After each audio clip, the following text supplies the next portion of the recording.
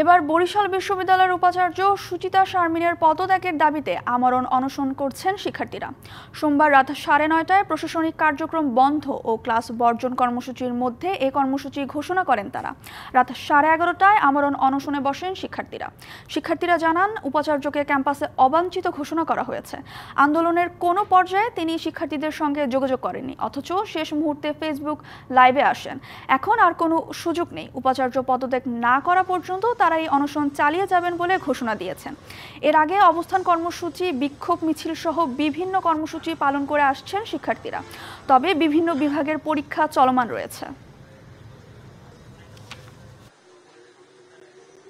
বিভিন্ন সমস্যা মোকাবেলায় শিক্ষার্থীদের সাহায্য করার জন্য রাখা হয়, কিন্তু আমরা দেখছি এই ব্যাপারে বারংবার ওনার কাছে আমরা গিয়েছি, কিন্তু কোনো রেসপন্স পাই নাই। আমরা আমাদের প্রাণের 22 দফা, যেটা 5ই আগস্টের পর রচনা করছি, সেখানে বিশদভাবে বলেছি আমাদের বিশ্ববিদ্যালয়ে এইগুলো বাস্তবায়নের জন্য একটি সুদৃঢ় এবং সুযোগ্য নেতৃত্ব দরকার।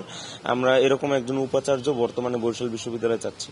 বরিশাল বিশ্ববিদ্যালয়ের উপাচার্যের পদত্যাগ দাবিতে আমরণ অনশনে শিক্ষার্থীরা। এ নিয়ে বিস্তারিত জানাতে সরাসরি যুক্ত হচ্ছেন সহকর্মী সালেহ টিটু।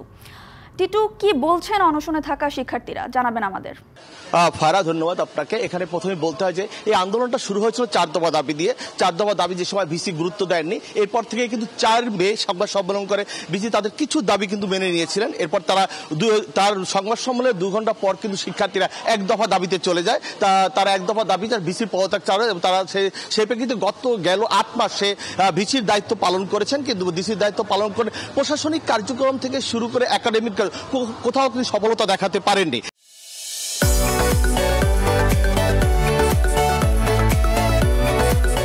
এরপর তারা কিন্তু শাটডাউন শুরু করে, সেখানে প্রশাসনিক কার্যক্রম আগে শাটডাউন করেন, তারপর তারা ভিসির বাসভবন শাটডাউন করে।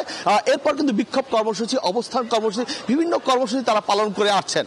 এর পরিপ্রেক্ষিতেও কিন্তু এখন মতো সংশ্লিষ্ট দপ্তর শিক্ষা মন্ত্রণালয় তাদের সাথে কিন্তু যোগাযোগ করেনি। এক্ষেত্রে গতকাল রাত 11:30 থেকে তারা কিন্তু আমরণ অনশনের ঘোষণা দেন। সেই অনশনের ঘোষণা দিয়ে গতকাল রাত্রে যেখানে 10 থেকে 12 জন ছিল, সেখানে কিন্তু প্রতিনিয়ত অনশনের শিক্ষার্থীর সংখ্যা কিন্তু বৃদ্ধি পাচ্ছে। এরা কিন্তু গতকাল রাত 11:30 থেকেই কিন্তু আমরা অনশনে গিয়েছে এবং তারা যৌক্তিক দাবি বলেছেন যে বিশ্ববিদ্যালয় পরিচালনা করতে হলে সুযোগ্য নেতৃত্ব প্রয়োজন, সে নেতৃত্ব দরকার, একটু ভালো ভিসি, সেই ভিসি তারা প্রত্যাশা করছেন। আর তাদের প্রধান যে অভিযোগটা রয়েছে যে যিনি দায়িত্বে আছেন ভিসি ডক্টর সুচিতা শারমিন, তিনি বিগত দিনের যে ফ্যাসিস্টের দোসর ছিলেন, তিনি তাদেরকে এখানে মদত দিচ্ছেন।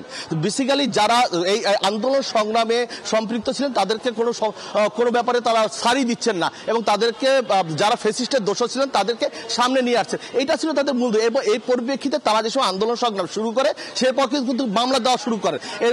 প্রায় 22 জন শিক্ষার্থীর বিরুদ্ধে তিনি কিন্তু থানায় অভিযোগ দিয়েছেন। এর পরিপ্রেক্ষিতে 4 মে কিন্তু ভিসি সংবাদ সম্মেলন করেছেন। সেই সংবাদ সম্মেলন আমরাও ছিলাম, সেখানে কিছু দাবি মেনে নিয়েছেন। সে সময় সে কিছু দাবি কিন্তু সে মেনে নিয়েছে, কিন্তু পরবর্তীতে শিক্ষার্থীরা বলছে যে এতদিন যখন সে গুরুত্ব দেয়নি, তখন আমাদের এখন 1 দফা দাবি। সেই 4 মে সংবাদ সম্মেলনের 2 ঘন্টা পর থেকে কিন্তু তারা 1 দফা দাবি নিয়েছেন, ভিসির পদত্যাগ। এবং এই যে আমরণ অনশন শুরু করেছেন, তারা বলেছেন তাদের জীবন যেতে পারে, কিন্তু ভিসির পদত্যাগ ছাড়া তারা এখান থেকে লড়বেন না। ফারা, টিটু, ধন্যবাদ আপনাকে আমাদের সাথে যুক্ত হওয়ার জন্য।